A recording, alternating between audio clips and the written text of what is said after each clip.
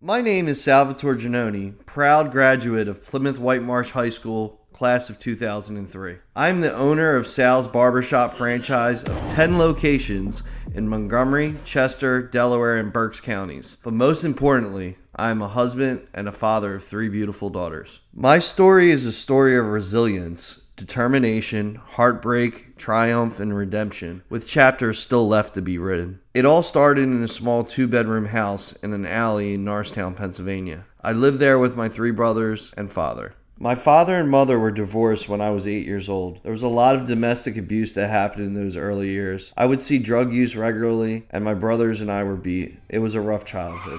My family was involved in a car accident when I was 11 years old. I was in a coma, lost 8 feet of my small intestines, and fractured my lumbar. It was a long recovery, and I had to learn the basics of walking, talking, and writing all over again. During this time, my brothers and I moved with our grandparents in Plymouth. My grandparents are proud Italian immigrants. Though finally, for once in my life, I had a normal household, there were still cultural barriers between my grandparents and I. They didn't understand American ways of life and being young, and I didn't value or understand their old school teachings. Living in Plymouth was a big difference than the hard streets of Norristown, but it also meant I was going to change schools to the Colonial School District. At first, I was excited to meet new kids and start a new school. It was 8th grade year, so it was a crucial time in my life. Unfortunately, I was met with bullying, fights, and a desire to try to fit in with a new class. I became somewhat of a class clown because my desire to make people laugh and like me. However, sitting in summer school for 2 years in a row, going into 10th grade, I realized that people weren't laughing with me, they were laughing at me. I made a promise to myself, in order to get out of my situation, I would devote myself to my studies. I always had what it took to get good grades and achievements. I just had to get out of my own way and immaturity. I started the 10th grade year determined to give it my all. I finished high school with consecutive honor roll years, earning myself a full scholarship to Savannah College of Art and Design, known as one of the top art schools in the world. I had finally achieved my independence. I had wanted to get away so bad, and now was my chance to shape my future. Let me start by saying college is a different animal. The professors don't care as much as your high school teachers. Your friends are equally busy in their studies, and it's easier to fall from grace and be derailed from your academic career.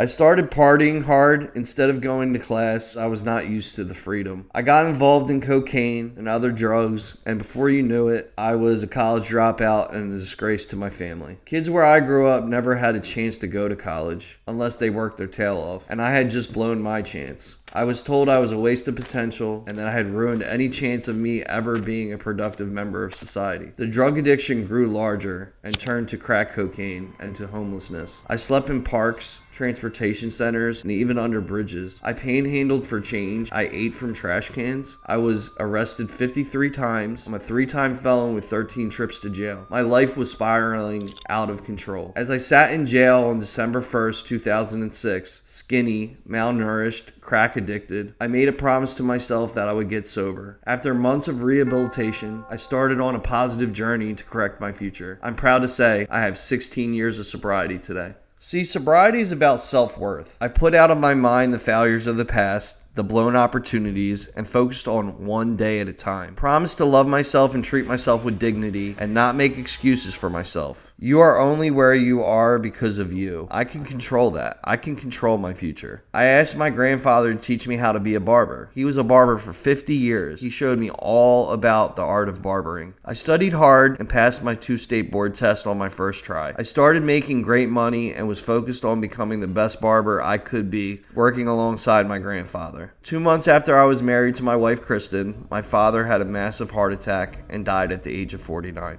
2 weeks later, I sat at a table with my grandfather, who had just buried his son, and asked him if he had any regrets in life. He said he wished he had opened his own shop. He said to me, "I have what it takes." He said I would know when the time was right. The next morning, my hero, mentor, and best friend, my grandfather, died at 74 years of age of a broken heart.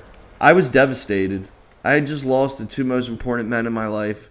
Now I was the patriarch of my family after being the outcast only a few years prior. I built up enough courage to open my first barbershop in October of 2015. It was a huge risk and it drained my bank account. I researched all the other barbershops in the area and I saw what they did right and what they could do better. I put a plan in motion by getting my LLC and putting in hard work designing and building my dream barbershop. I was scared, to be honest, but was willing to do whatever it took to succeed. It was not easy. I flyered cars, door hangers on houses, stood in front of stores handing out business cards. I worked 7 days a week and made my initial investment back in the first month.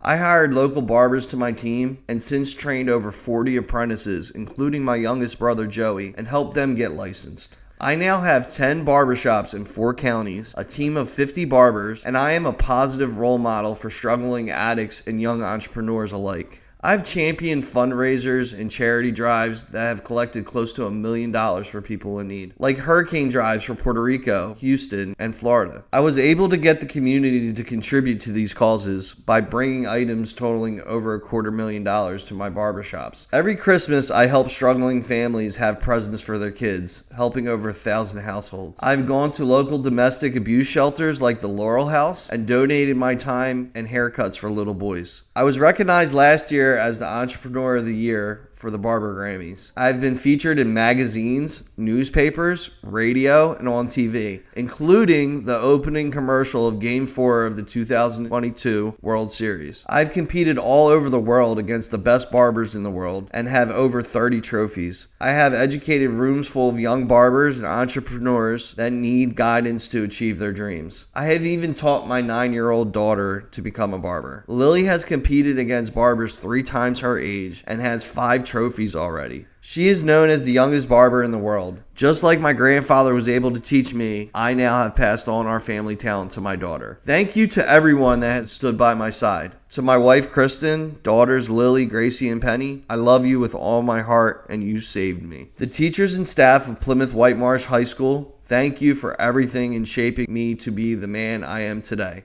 There are too many of you to mention, but you have made an everlasting difference in my life. I want to end by telling everybody watching this video that though things may seem impossible, remember that word impossible is just I am possible. With hard work, determination, and a willingness to learn, grow, and conquer, anything is possible, one day at a time.